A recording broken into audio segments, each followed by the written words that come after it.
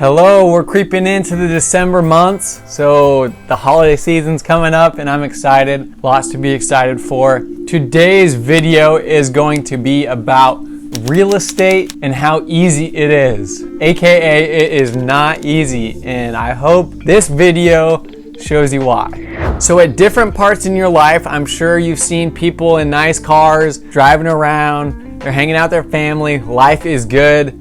And you figure out they're in real estate and you're like, I want to do that. That guy's balling. He doesn't got to worry about anything and my life's going to be good. And then you do real estate and you realize it's not that easy, but it is worth it. I can tell you that. So I'm going to share a few different stories of why it's not a walk in the park. But I mean, my story tells itself. It is worth it. So starting from the beginning, my first value add project, this one was in Snohomish. What a freaking mess.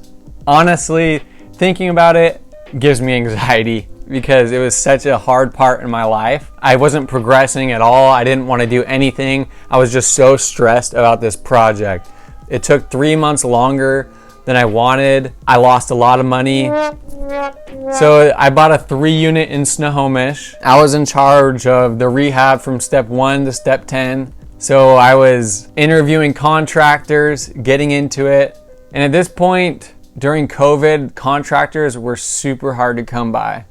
They would only accept work that they wanted, and if not, then they would bid it super high amount. So, long story short, I didn't pick the right contractor. In fact, not even being judgmental, we figured out that he was a meth head. Like, no exaggeration, he was a meth head. Paraphernalia all over our property. So he ended up running away with some of my money, but the worst thing is we had to pay for a lot of his mistakes in the property.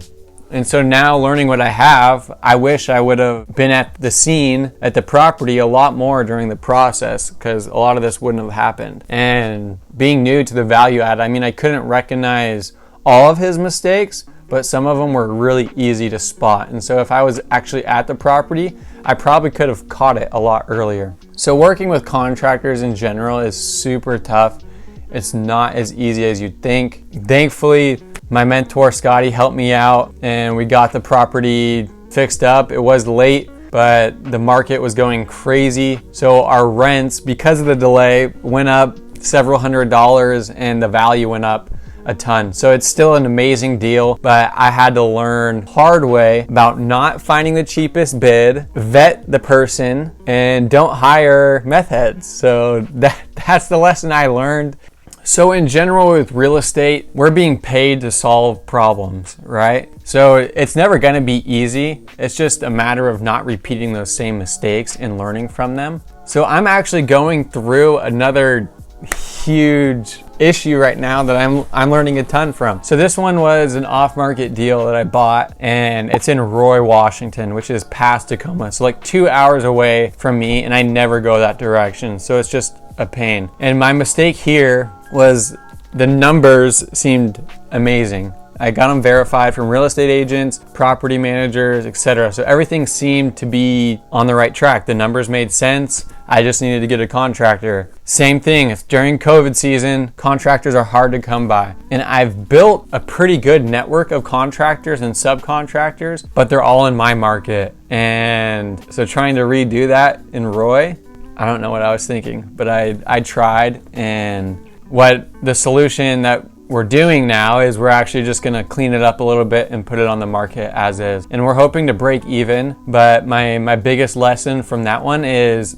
stay with markets that you know, at least where your networks are, because if not, you're gonna be starting over that contact list from scratch. So I let the numbers speak to me, and this project was way too over my head. The tenant wasn't even paying. We bought it from him and did a lease back. And so I learned a lot based on contracts on how to structure those to avoid that. And so the solution next time would be to do a holdback with title, or with escrow. So they can get their $10,000, $15,000 after they move out and they're full on rent. Because that'll incentivize them to 1, move out, and 2, to pay rent. If not, a lot of these people are in crazy financial situations and paying rent might be a far below on their priority list. It's good to try and understand where they're coming from and not to always just scream at them and tell them to pay rent, because a lot of them are in distressed situations. So it's important to really understand where they're coming from. But yeah, real estate is there's problems everywhere. It's not as sexy as people think. I've dealt with dead mice. I've dealt with disgusting environments. The smells, just like cat pee infused carpets. It's so gross.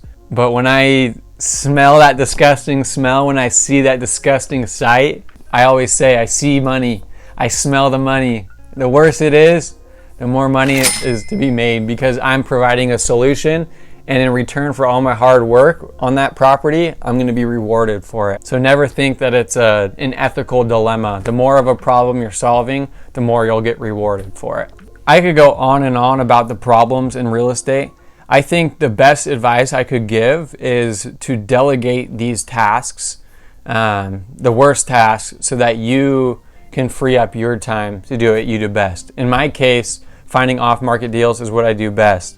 And so I never want to be a property manager. I make sure that if I do buy a deal, that the numbers make sense with a property manager and I can still get that solid cash flow. So that's my recommendation. Everyone has their own way, and so take it with a grain of salt. But yeah, real estate is not easy, but if you're solving problems, you can make the money, and that's what I'm trying to do. So please subscribe to my channel, comment, let me know what you think. Keep following me on the journey, and let's do it.